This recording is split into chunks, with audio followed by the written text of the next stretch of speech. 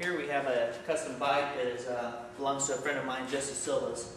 It was custom built by the previous owner of Tradition Cycles, actually my dad's son, Denny, my brother.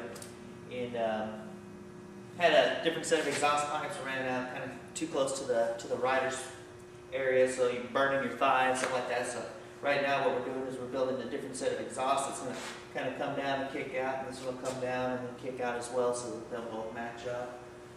It's a good looking bike and everything. Is for sale. I'm not sure what the price will be, but we're going to do that, work out a couple other little kinks, put a couple more miles on it, and it'll be back on the market, so look out for it. We'll be showing you some updates again later on the exhaust pipes once we get them a little bit closer to being completed, and probably a little bit after they're completed, so check it out. We'll have more to come. What we have here is a 1999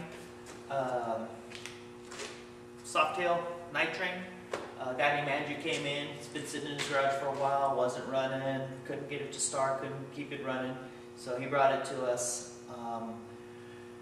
basically to give it an overhaul. He was going to try to sell it and buy him another bike or something, but by the time he started putting numbers together, how much money he'd be losing on this and getting it back into shape to get it sellable was going to cost enough to where he decided to go ahead and let us do some stuff to it. So we went in, got it running. It had some electrical problems. The coil wasn't working, so it wasn't firing right.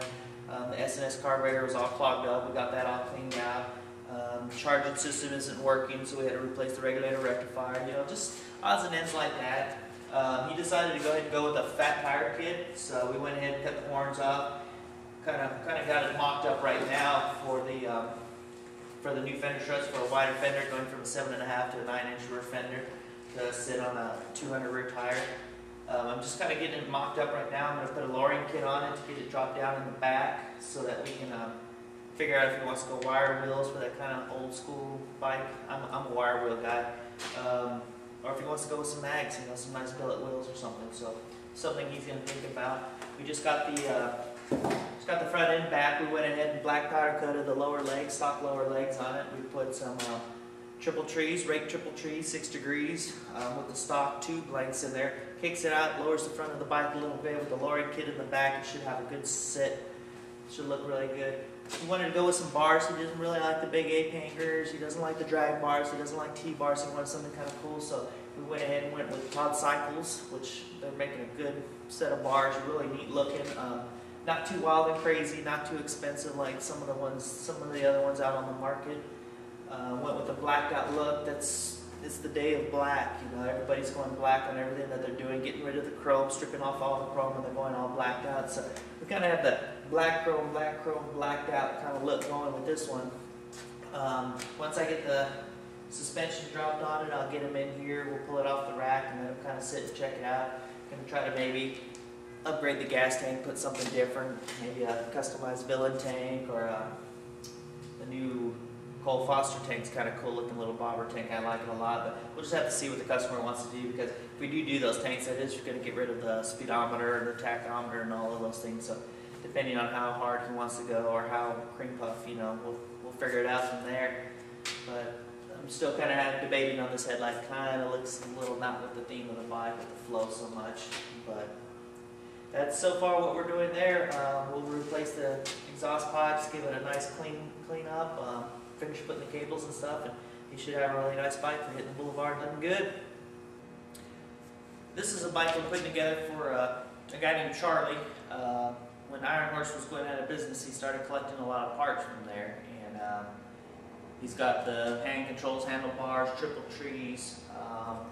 They had some R&S lower legs down there, with some R&S 6-piston brake calipers. They also got the limited edition wheels. They had them on their anniversary bikes. I want to say it was like a 2005 chopper. They were running their limited edition wheels, so we went ahead and got a pair of those. We put those together. We went ahead and opted to black out the lower legs, the triple trees handlebars, kind of make the chrome stand out a little bit on the handlebars. And then here we went with a 127 cubic inch Ultima Performance motor. But not big numbers. 6-speed Ultima transmission.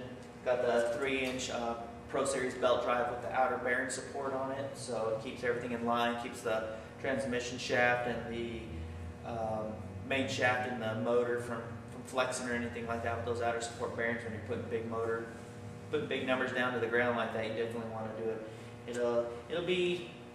It'll have the basic Iron Horse sheet metal. The Pro Street tank has the built-in rear fender on it. One of their seats. It'll have the air ride suspension on it. So we're looking about another couple of weeks. We should have everything done.